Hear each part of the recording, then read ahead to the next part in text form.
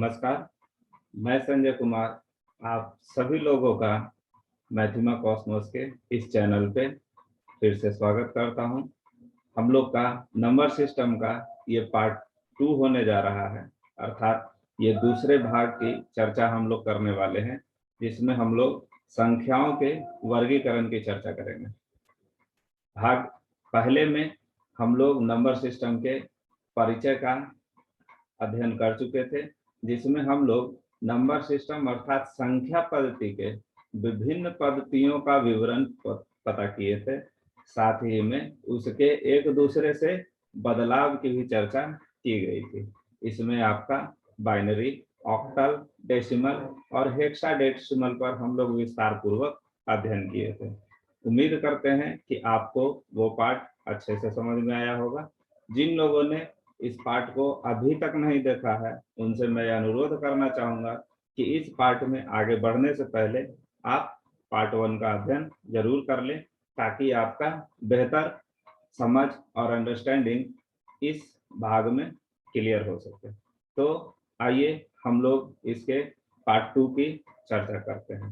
Part 2 में हम लोग मुख्य रूप से जिसकी चर्चा करने वाले हैं, इसमें नंबर सिस्टम अर्थात संख्या पद्धति को हम लोग विभिन्न चरणों में, विभिन्न भागों में बांटने वाले हैं, जिसमें आपका real number, imaginary number, rational number, irrational number, integers जिसे आप पूर्णांक कहते हैं, फ्रैक्शन जिसे भिन्न कहा जाता है, इसके अलावा आपका negative integers, positive integers, zero, natural number, whole number, even number अर्थात सम संख्या, ऑड नंबर, विषम संख्या, फिर आपकी अभाज्य संख्या और भाज्य संख्या। इन सभी पर हम लोग चर्चा केंद्रित करने वाले हैं और इन सभी का विस्तार पूर्वक अध्ययन करने वाले हैं। तो चलिए इन सभी को हम लोग विस्तार पूर्वक अध्ययन करते हैं। सबसे पहले नंबर सिस्टम में जब हम लोग स्टडी करते हैं, तो नंबर सिस्टम में यहाँ जो आपको ध्यान देने वाली बात है कि नंबर सिस्टम को डेसिमल सिस्टम के आधार पर विभाजित किया गया है, जिसे आप दस आधारी पद्धति के नाम से आप पिछले क्लास में इसकी चर्चा प्राप्त किए थे। 10 अंकों का इस्तेमाल इसमें किया जाता है, 0 से 9 तक। उन्हीं नंबरों से अर्थात उन्हीं अंकों से बनने वाली संख्याओं का विस्तार पूर्वक अध्ययन हम लोग यहाँ पर कर चलेंगे। नंबर सिस्टम में सबसे पहले यदि हम नंबर को बांटना चाहें तो इसको आप 2 भागों में विभाजित कर सकते हैं, जिसमें कि आपका पहला भाग रियल नंबर अर्थात वास्तविक संख्या और दूसरा इमेजिनरी नंबर अर्थात काल्पनिक संख्या होता है। जहां वास्तविक संख्या की चर्चा हम लोग करते हैं, तो आप परिभाषा के रूप में कह सकते हैं कि जो संख्याएं काल्पनिक नहीं है अर्थात जो इमेजिनरी नहीं है, उन्हें आप वास्तविक संख्या कहेंगे, और जो संख्याएं वास्तविक नहीं है उन्हें आप इमेजिनरी अर्थात काल्पनिक नंबर कहेंगे। इस काल्पनिक नंबर में आप जानते हैं कि एक नंबर जिसकी चर्चा की जाती है आयोटा का, है ना, आई से इसको डिनोट किया जाता है, जिसका कि वैल्यू आपका √-1 होता है। इसी के बारे में इसमें अध्ययन विशेष तौर पर करना होता है। इस अनुसार से यदि आप आयोटा का स्क्वायर प्राप्त करते हैं तो -1 आएगा, आयोटा का क्यूब प्राप्त करते हैं तो आपके पास माइनस आयोटा प्राप्त होगा, और आयोटा पर 4 प्राप्त करते हैं तो आपको ये वैल्यू अल्टीमेटली 1 देने वाला है, जो कि आप आसानी से सॉल्व कर पाते हैं, और आयोटा पर 5 का वैल्यू आपका ये आयोटा देता है। इस रियल नंबर की जहां तक बात की जाए, जिसे आप वास्तविक संख्या कहते हैं ना, वास्तविक संख्या जिसे आप रियल नंबर, जो इमेजिनरी नहीं है, ध्यान यही देने की बात है कि जो इमेजिनरी नहीं है उन्हें आप वास्तविक संख्या कहते हैं। तो इन वास्तविक संख्याओं को आप 2 भागों में विभाजित कर चलते हैं, जिसमें पहला भाग आपका रेशनल नंबर जिसे आप परिमेय संख्या के नाम से जानते हैं, और दूसरी होती है इर्रेशनल नंबर, जिसे आप अपरिमेय संख्या के नाम से जानते हैं। आप लोग ये पढ़ चुके हैं कि रेशनल नंबर अर्थात परिमेय संख्या को p/q के फॉर्मेट में लिखा जाता है, अर्थात वे संख्याएं जिन्हें p/q के रूप में लिखा जा सके उसे आप परिमेय संख्या कहते हैं, और जिन्हें p/q के रूप में नहीं लिखा जा सके उसे आप अपरिमेय संख्या कहते हैं। आपने अपरिमेय संख्या के बारे में ये परिभाषा पढ़ चुकी है कि जिसे p/q के रूप में बदला नहीं जा सकता उसे अपरिमेय संख्या कहते हैं। लेकिन जब इसका p/q के रूप में फॉर्म होता नहीं है तो हम बस यही कहेंगे कि यहाँ पर जो है आप इसके फॉर्म को अवश्य ध्यान रखें। इर्रेशनल नंबर को दो तरह के रूपों में लिखा जाता है। एक तो आपका जिसे आप करनी या सर्ड इंग्लिश में नाम से जानते हैं, इसका प्रयोग कर इसका इस्तेमाल करके आप लिखते हैं, जैसे आपका √3 लिखते हैं, √4 लिखते हैं, √6 लिखते हैं, √7 लिखते हैं, ये सभी। यहाँ आपको ये ध्यान देने की बात है कि ये √4 जो है हम लोग के पास अपरिमेय के अंतर्गत काउंट नहीं होगा, क्योंकि इसका एग्जैक्ट वैल्यू 2 होता है, इसीलिए इसे आप परिमेय मानकर चलेंगे। लेकिन बाकी जो 3 संख्याएं हैं आपकी √3, √6 और √7, इन्हें आप अपरिमेय समझकर चलेंगे। तो पहला हम लोग का यही है कि जब हम करनी का इस्तेमाल या सर्ड का इस्तेमाल करके संख्याओं को लिखते हैं, उसका रूट नहीं निकल पाए, एग्जैक्ट वैल्यू हमें नहीं प्राप्त हो सके, तब आप उसको अपरिमेय के अंतर्गत रखते हैं। अपरिमेय संख्याओं को दर्शाने का जो दूसरा तरीका है वह है आपका दशमलव विधि, जिसे आप डेसिमल फॉर्म के नाम से जानते हैं। यानी दशमलव का प्रयोग करके भी आप अपरिमेय संख्याओं को दर्शा सकते हैं। एग्जाम्पल के लिए यदि आप एक संख्या ले 3.1234323 ... अर्थात ये संख्याएं जो है इस रूप से बढ़ती रहेंगी।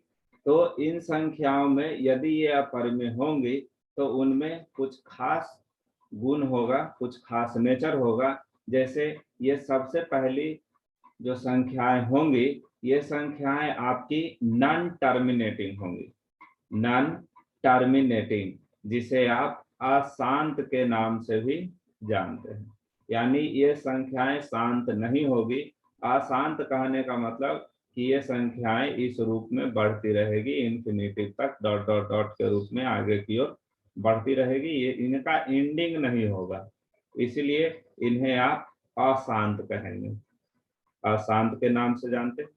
दूसरी चीज इनके साथ होती है कि आपका जो दशमलव के बाद जो संख्याएं लिखी गई होगी या जो अंक का प्रयोग किया गया होगा, ये अंक जो है वो नॉन रिपीटेड होंगे, यानी नॉन रिपीटिंग फॉर्म में होंगी, उनका रिपीटिंग नहीं किया जाएगा, उनकी पुनरावृत्ति नहीं की जाएगी, वो अविर्त संख्याएं नहीं होंगी, इसलिए इसे आप हिंदी में अनावृत कहते हैं।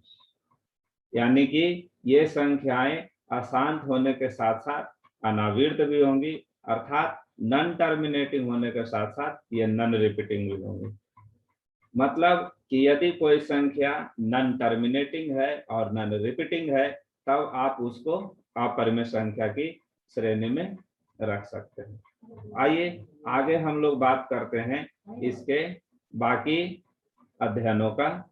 रेशनल नंबर के अंतर्गत इन संख्याओं की यदि चर्चा की जाए तो रेशनल नंबर में भी संख्याओं को आप दो भागों में विभाजित कर सकते हैं, जिसमें पहला भाग इंटीजर्स, जिसे आप पूर्णांक के नाम से जानते हैं, और दूसरा भाग फ्रैक्शन अर्थात भिन्न होता है।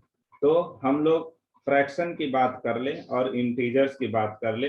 इंटीजर्स पूर्णांक कहने का अर्थ है कि ये संख्याएं पूरी की पूरी अंक होंगी। जैसे आप संख्या लिखते हैं 3, आप लिखते हैं 123, तो ये संख्याएं अपने आप में पूरी संख्याएं हैं। लेकिन वहीं आप यदि किसी संख्या को इस रूप में लिखते हैं जैसे 18.235, तो यहाँ पर 18 पूर्णांक को शो करता है, जबकि दशमलव के बाद जो संख्याएं हैं 0.235 ये फ्रैक्शन अर्थात भिन्न को दर्शाती हैं।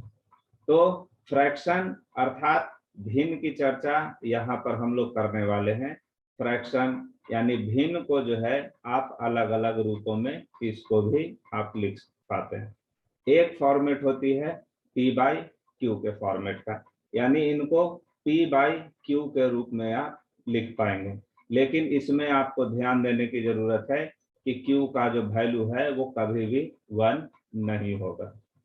जैसे आप लिखते हैं 3/4, आप लिखते हैं 2/5,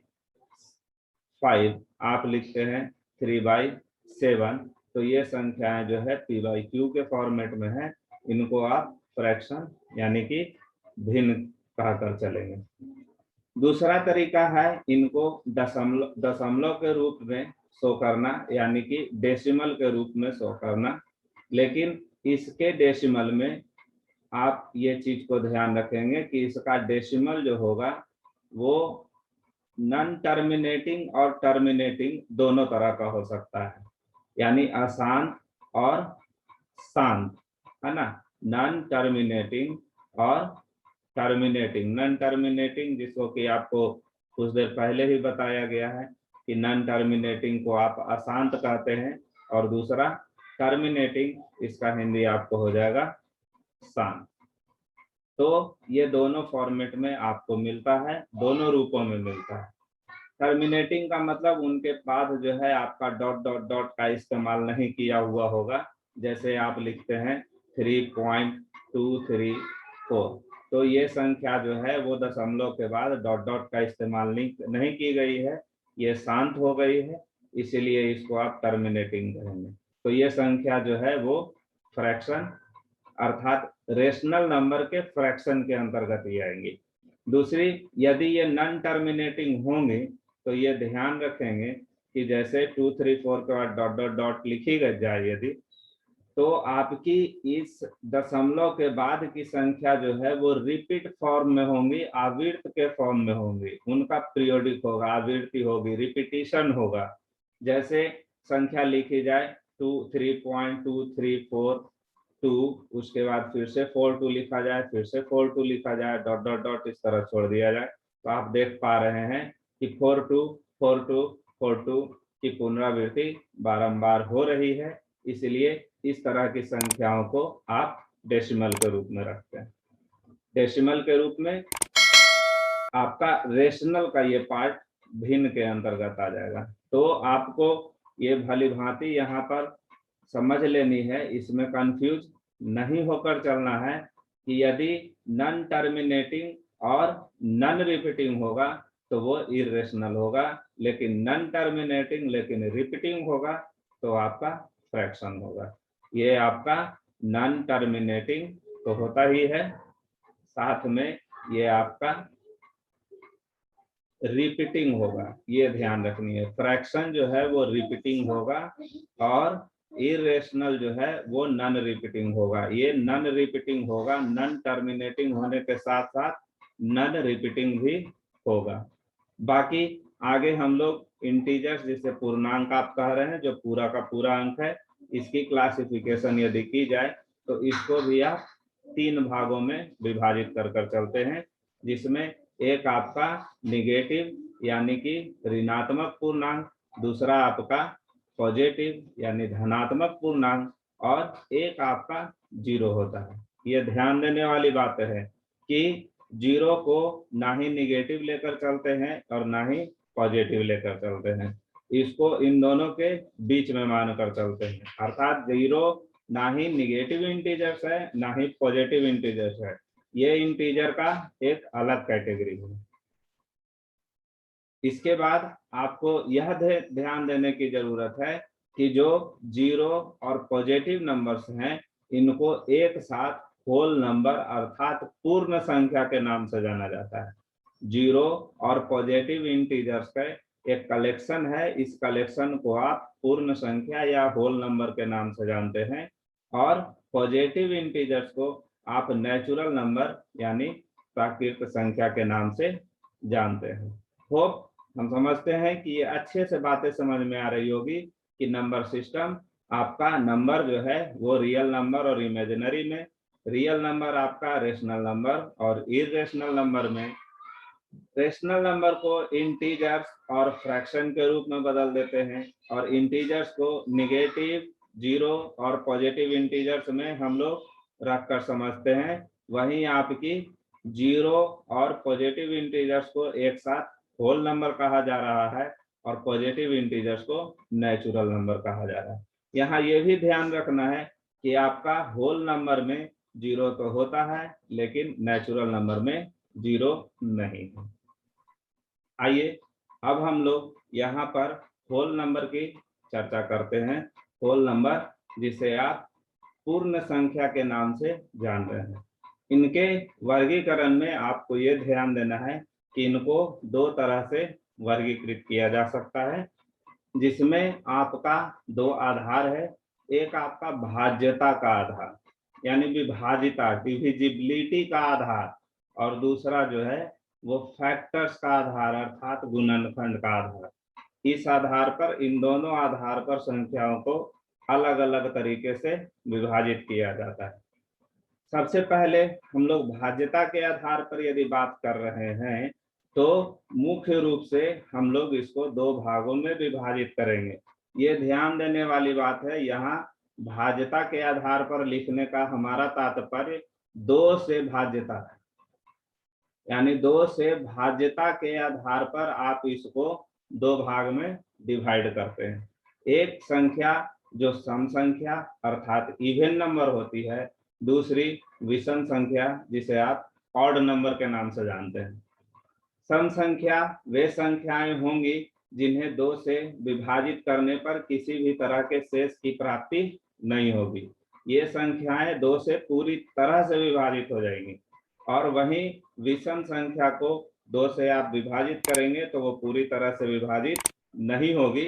ये शेषफल के रूप में आपको हमेशा 1 देने वाली है। नेक्स्ट, गुणनखंड के आधार पर यदि हम बात करते हैं गुणनखंड की किस अनुसार से उसको फैक्टर्स के आधार पर हम लोग डिवाइड करेंगे, तो इसके आधार पर आप संख्याओं को 3 श्रेणियों में विभाजित कर सकते हैं। नंबर ऑफ फैक्टर के अनुसार से कि उस नंबर का फैक्टर कितना होगा। आप ये ध्यान देते हैं कि नंबर्स को उसका फैक्टर जब हम काउंट करेंगे तो या तो उसमें एक फैक्टर होगा, केवल एक फैक्टर, यानी एक ही संख्या से वो कटेगी, या फिर वो दो संख्या से विभाजित होगी, या फिर वो दो से अधिक संख्या से विभाजित होगी। जब दो संख्या से विभाजित होती है तो उन संख्याओं को आप अभाज्य संख्या के नाम से जानते हैं, और दो से अधिक संख्याओं से विभाजित होती है तब उसको आप भाज्य संख्या के नाम से जानते हैं, जिसको इंग्लिश में आप कंपोजिट नंबर बोलते हैं। और 1 फैक्टर में जिसका एक फैक्टर होगा, एग्जाम्पल के थ्रू आप ले लीजिए कि 1, ये 1 जो है आपका ना अभाज्य है ना ही भाज्य है। कारण ये कि केवल ये एक ही संख्या से ये विभाजित होती है, इसका एक ही फैक्टर है, इसीलिए इसको भाज्य अभाज्य किसी के श्रेणी में आप नहीं रख सकते हैं। ठीक है, आपका भाज्य संख्या का एग्जाम्पल लीजिए, जैसे कि आपका 3, ये संख्या जो है 1 से कटेगी और 3 से कटेगी, यानी 1 और 3 ये दो संख्याओं से विभाजित होगी, इसके अलावा और किसी से विभाजित नहीं हो सकती है। और भी संख्याएं अभाज्य के अंतर्गत यदि हम लेना चाहें तो जैसे आप लीजिए 19, ये 1 से विभाजित होगी और 19 से विभाजित होगी, यानी कि केवल ये दो संख्या से विभाजित होगी, इसका केवल 2 फैक्टर होगा। इस कारण से इस 19 को, इस 13 को, 13 जो होता है और यहाँ जो लिखी गई है 3, इस सभी को आप अभाज्य संख्या के अंतर्गत जानते हैं। वहीं जिनके 2 से अधिक फैक्टर या गुणनखंड हो जाएंगे उनको आप भाज्य संख्या कहेंगे। एग्जाम्पल के तौर पर आप ये समझ सकते हैं, जैसे आप 6 लें, 6 1 से कटता है, 2 से कटता है, 3 से कटता है, 6 से कटता है, अर्थात इनकी फैक्टर्स यानी कि ये विभाज्य होने वाली, इसको जो विभाज्य करने वाली संख्याएं हैं वो 4 संख्याएं हैं, 2 से ज्यादा हैं, इसीलिए इनको आप भाज्य संख्या के नाम से जानेंगे। तो होप आपको ये सारी चीजें बेहतर ढंग से समझ में आ रही होंगी और आप अच्छे से अध्ययन कर रहे होंगे। तो आपका यहाँ पर जो है भाज्य संख्या, अभाज्य संख्या, सम संख्या, विषम संख्या, पूर्ण संख्या, फिर आपका जो हम लोग पहले जो अध्ययन किए आपका ये वास्तविक संख्या, इमेजिनरी संख्या, रेशनल नंबर यानी परमेय संख्या, अपरमेय संख्या, पूर्णांक संख्या, इन सभी संख्याओं के बारे में आपको अच्छे से जानकारी प्राप्त हो गई होगी। इसकी विशेष और चर्चा हम लोग आने वाले आगे क्लासों में करते रहेंगे। आज के लिए बस इतना ही। उम्मीद करते हैं कि आपको यह क्लास भी पहले की भांति अच्छा लगा होगा। धन्यवाद।